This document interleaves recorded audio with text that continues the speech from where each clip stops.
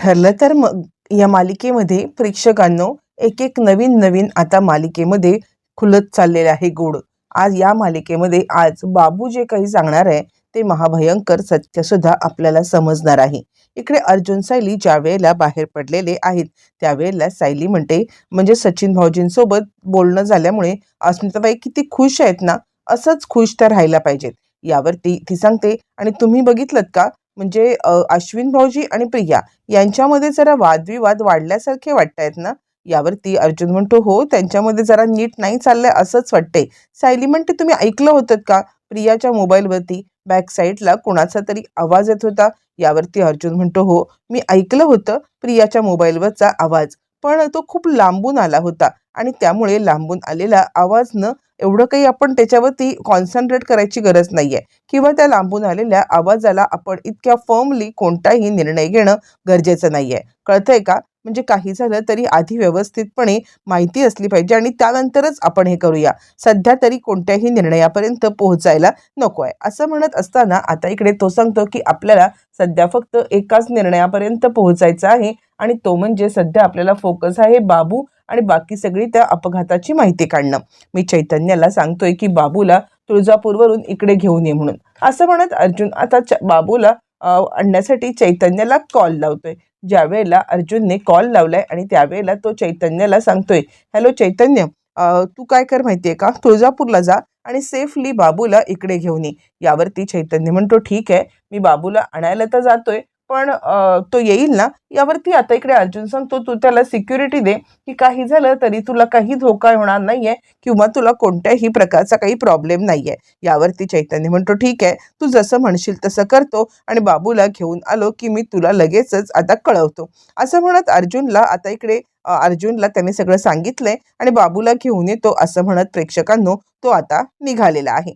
मग तोपर्यंत इकडे आता महिपतला सांभाळण्याची रात्रीची ड्युटी इकडे नागराजची असल्या कारणाने नागराज चाललेला आहे महिपतला सांभाळायला. ज्या वेळेला नागराज महिपतला सांभाळायला निघतोय त्यावेळेला सुमन म्हणते काय हो आज तुम्ही कुठे रात्री जाणार नाही आहेत ना. यावरती महिपत इकडे नागराज सांगायला लागतो तुला काय करायचंय जायचंय मला बाहेर, तुझा काय संबंध.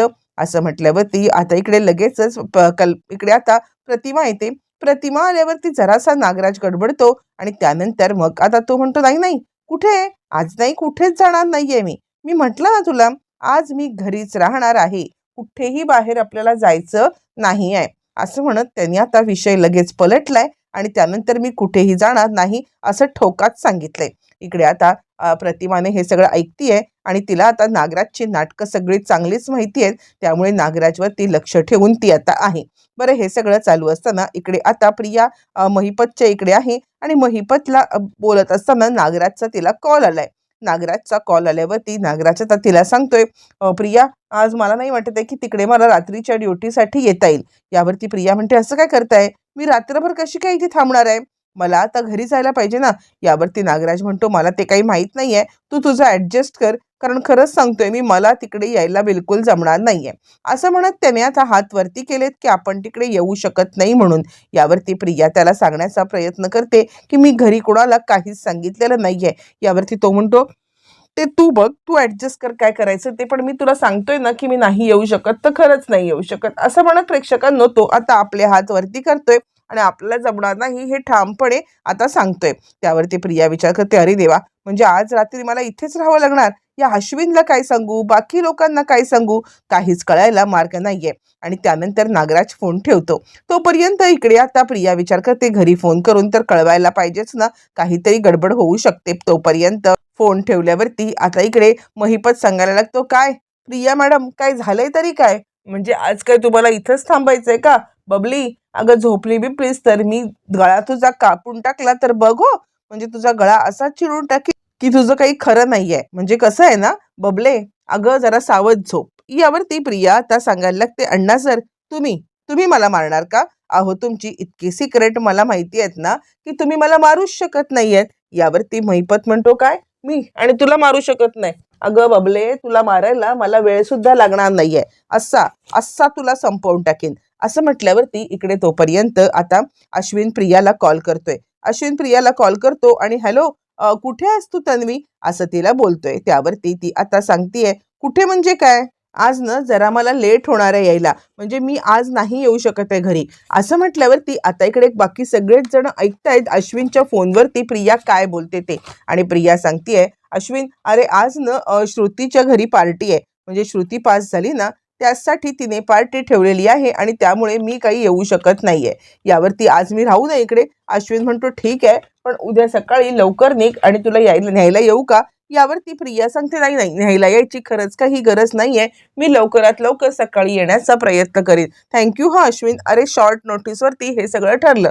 असं म्हणत प्रिया आता अश्विनच्या खोटं बोलते आणि फोन ठेवते. आता बाकी सगळे घरचे हे ऐकतायत आणि घरचे विचार करतायत, अश्विननी कशी काय परवानगी दिली प्रियाला राहायला? आणि सायली न राहून आता अश्विनच्या समोर आलेली आहे.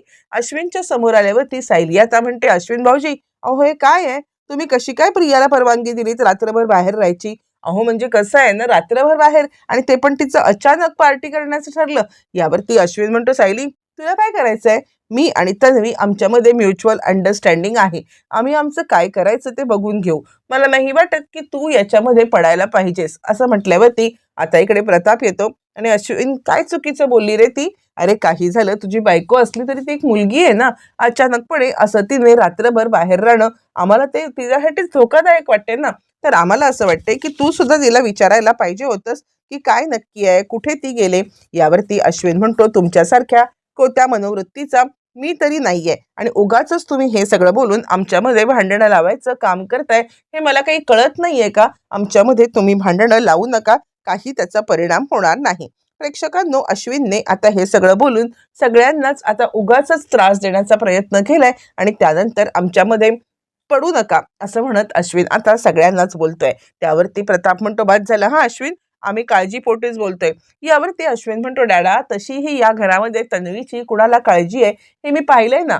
कुणाला तन्वीबद्दल किती काय वाटतं, कोण तन्वीच्या बद्दल काय विचार करतं हे काही मला माहिती नाहीये का? त्यामुळे फुकटची तन्वीच्या बद्दल हे दाखवून, सिंपती दाखवून आमच्यामध्ये भांडणं लावण्याचा प्रयत्न कुणी करू नका, बाद झालं. असं म्हणत प्रेक्षकांनो, अश्विनने आता इकडे आपला फतवा मांडलेला आहे आणि कुणीही मध्ये पडू नका असं म्हणत त्यांनी आता सगळ्यांना अपमान करत तिकडून निघून गेलेला आहे. आणि त्यानंतर प्रताप म्हणतो, जाऊ दे, याच्या नादी लागण्याचं काही कारण नाहीये, कधीही सुधारणार नाहीये. इकडे तोपर्यंत सायली आता रूम मध्ये येते आणि मला काय वाटतं माहितीये का, म्हणजे ही प्रिया अश्विन भाऊजींना फसवती आहे का? मला खरंच कळत नाहीये की हिचं काय चाललंय. म्हणजे बघितलंत ना, डायरेक्टपणे ती आता पार्टीसाठी थांबली आणि डायरेक्टपणे पार्टीसाठी थांबून ती आता येणार नाहीये म्हणते. म्हणजे तुम्हीच लक्ष ठेवा की काय चाललंय हिचं. यावरती अर्जुन म्हणतो, हो आपण तर हा असा विचार करतोय, पण तू बघतेस ना अश्विनला काही फरक पडत नाहीये, म्हणजे तो आता काहीही रिॲक्ट करत नाहीये, जाऊ दे ना. आणि त्याच वेळेला इकडे आता चैतन्यचा कॉल येतो. चैतन्य म्हणतो, अर्जुन मी ना बाबूला घेऊन इकडे आलेलो आहे. बाबूला मी जरी इकडे आणलं असलं ना तरी बाबूला तुझ्याशी खूप महत्वाचं काहीतरी बोलायचं आहे. आणि त्यावरती अर्जुन म्हणतो, मी उद्या येतोय ना बाबूला भेटायला. यावरती तो म्हणतो, नाही नाही, त्याला तुझ्याशी बोलायचंय. मग त्यानंतर इकडे आता बाबू फोन घेतो आणि त्यावरती लगेचच अर्जुन म्हणतो, ऑल राईट बाबू. बाबू म्हणतो, नाही मला इथे खूप भीती वाटतेय, म्हणजे महिपतची माणसं. त्यावरती अर्जुन म्हणतो, हे बघ तुला काहीही लागेल ना तरी तिकडे चैतन्य सर आहेत, त्या चैतन्य सरांना सगळं सांगायचं आणि काहीही हवे ते त्यांच्याकडून घ्यायचं. मी उद्या सकाळी येऊन आता तुला भेटतोय, काही काळजी करू नकोस. असं म्हटल्यावरती बाबू सांगतो, ठीक आहे. पण बाबू काहीतरी सांगण्याचा प्रयत्न करतोय आणि तो आता जरा घाबरलेला आहे. पण अर्जुन त्याला चैतन्याच्या सोबत आता बोलतोय की तो कम्फर्टेबल आहे, तुला काहीही लागलं तरी चैतन्याला सांग. यावरती बाबू थोडा तरी कम्फर्टेबल होतो आणि फोन आता ठेवतो. इकडे आता अर्जुन सांगायला लागतो की बाबू तर आलेला आहे, उद्या लवकरात लवकर आपल्याला त्याला भेटायला जायला पाहिजे. बरं हे सगळं बोलत असताना अचानकपणे अर्जुनची मान आता लचकते आणि अर्जुन पटकन एका साईडला वळतो. ज्या वेळेला हे सगळं चालू असताना तो ओरडतो आणि सायली म्हणते, काय हो, काय झालं? यावरती अर्जुन म्हणतो, काही नाही, थोडंसं मानेला लचका बसलाय असं झालंय. यावरती लगेचच सायली म्हणते, बसा, मी आता तुम्हाला काहीतरी मॉलिश करून देते. अर्जुन खाली बसतो आणि सायली आता त्याच्या मानेची मॉलिश करायला लागते. आणि त्यानंतर अर्जुन आता तिला सांगायला लागतो, खरंच तुझ्या हातामध्ये जादू आहे, जादू. यावरती सायली सांगायला लागते, माझ्या हातामध्ये जादू तर आहे, पण मधुभाऊ तर आता म्हणायचे की माझ्या पायात पण जादू आहे. यावरती अर्जुन म्हणतो, काय पायात? यावरती ती म्हणते हो, म्हणजे मी काय करायचे माहितीये का, मधुभाऊंची पाठण दुखायची, दिवसभर मधुभाऊ सगळ्या मुलांना घेऊन आता फिरायचे आपल्या पाठीवरती आणि मग रात्री त्यांची पाठण दुखायची. पाठण दुखल्यावरती मग आता मी काय करायचे, त्यांच्या पाठीवरती छानपैकी पाय द्यायचे आणि मग त्यांची पाठण दुखायची थांबायची. ते मला म्हणायचे सुद्धा, साऊ बाळा तुझ्या तुझ्या हातामध्ये खूप खूप हे आहे, म्हणजे तुझ्या हातामध्ये जादू आहे, तसेच तुझ्या आता पायामध्ये सुद्धा जादू आहे. यावरती अर्जुन म्हणतो, अच्छा मग तुझ्या पायामधली जादू आता मला पण पाहिजे. चल बायको, मी आता झोपतोय मस्तपैकी, तू आता लगेचच माझ्या कमरेवरती पाय दे. यावरती आता इकडे सायली म्हणायला लागते, अर्जुन सर, अहो त्यावेळेला माझं वयवर्ष फक्त 8 होतं. 8 वर्षाची असताना मी मधुभाऊंच्या पाय द्यायचे, एरवी नाही हं. यावरती आता तुम्हाला जर का तुमच्या पाठीवरती पाय द्यायचे असतील तर तुमच्या मुलीला सांगा. असं म्हटल्यावरती अर्जुन आता सांगतो, मुलीला? काय काय काय काय बोललीस तू? यावरती सायली आता चक्क लाजते आणि त्यानंतर अर्जुन म्हणतो, बरोबर आहे, आता माझ्या मुलीलाच मला आता या गोष्टी सांगायला लागणार, कारण जर का बायको माझी काहीच करत नाहीये तर मी किमान माझ्या मुलीला तरी सांगूच शकतो. ठीक आहे, पण त्या दृष्टीने तयारी तर करायला पाहिजे की नाही मुलगी आणण्यासाठी. असं म्हणत अर्जुन भलताच रोमॅन्टिक झालेला आहे आणि आता सायलीला मिठीत घेत आहे आणि त्यानंतर सायली चक्क लाजलेली आहे.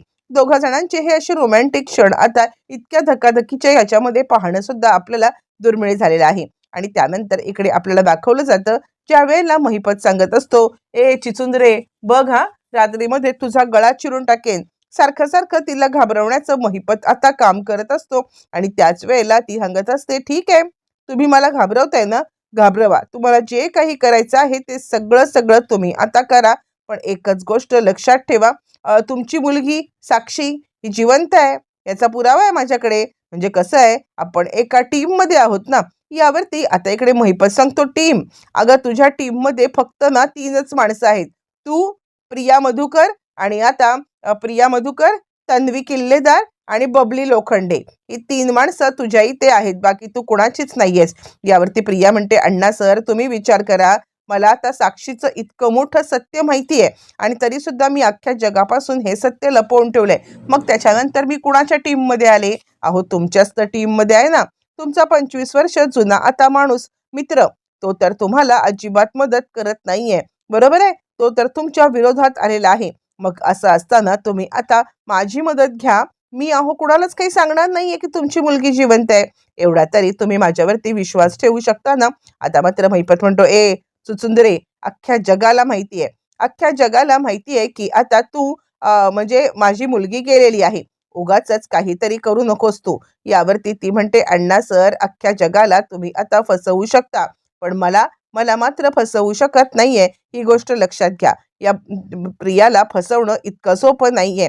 यावरती तो म्हणतो, काय ग, काय पुरावा काय तुझ्याकडे? उगाचच आपलं तोंड दिलंय म्हणून काहीही बोलून माझ्या मुलगी जिवंत आहे असं बोलतेस, असं शक्यच नाहीये. यावरती प्रिया आता सांगायला लागते, अण्णा सर, अहो मी कधीच हवेत तीर आता मारत नाहीये, मला सगळं सगळं माहिती आहे बरं का, म्हणजे काही झालं तरी सुद्धा तुम्ही आता किती पाण्यात आहात, तुम्ही काय कारस्थानं केलेत, तुम्ही जे सगळं काही केलेलं आहे ते सगळं सगळं मला माहिती आहे. असं म्हणत प्रियाने आता इकडे महिपतवरती चांगलाच बॉम्ब फोडलेला आहे आणि साक्षी जिवंत असल्या कारणाने महिपतचे हात खरं तर आता दगडाखाली अडकलेत की हिला हे सगळं माहिती आहे, म्हणजे आपण फार काही बोलू शकत नाही. प्रिया सांगते, मला जर का समजलंय की साक्षी जिवंत आहे तर मी तिला त्याच वेळेला पोलिसांच्या हवाली तर नक्कीच करू शकत होते की नाही, पण मी केलं का? किंवा पोलीस काही खबर दिली का? नाही ना. मग असं असताना उगाचच तुम्ही आता स्वतःच्या जीवाला त्रास का करून घेताय? हे बघा, शांत राहा. कसं आहे ना, तुम्ही माझी मदत करा, मी तुमची मदत करणार कसं? असं म्हणत प्रियाने महिपतला गपगार केलंय. प्रियाला बरोबर महिपतचा काय, बाकी सगळ्यांचेच वीक पॉइंट किंवा कुणाला कशा पद्धतीमध्ये अडकवणं हे प्रियाला चांगलंच जमत असतं. इकडे तोपर्यंत महिपत 2 मिनिटासाठी का होईना पण आता विचारच करत बसलेला आहे. इकडे तोपर्यंत दुसऱ्या दिवशी सकाळी सायलीने सगळ्यांसाठी उपमा केलाय आणि त्यावरती अस्मिता सांगते आहे की सायली, उपमा खूपच छान झालेला आहे. त्यावरती लगेचच आता इकडे प्रताप म्हणतो, अगं अस्मिता, अख्खं घर तर तुझ्या अवतीभोवतीच तर फिरतंय ना, तुला काय हवं काय नको? त्यावरती आता इकडे कल्पना म्हणते, हे लाड फक्त आता येईपर्यंतचा बाळ, बाळ आल्यावरती मग आता तुझे लाड बंद.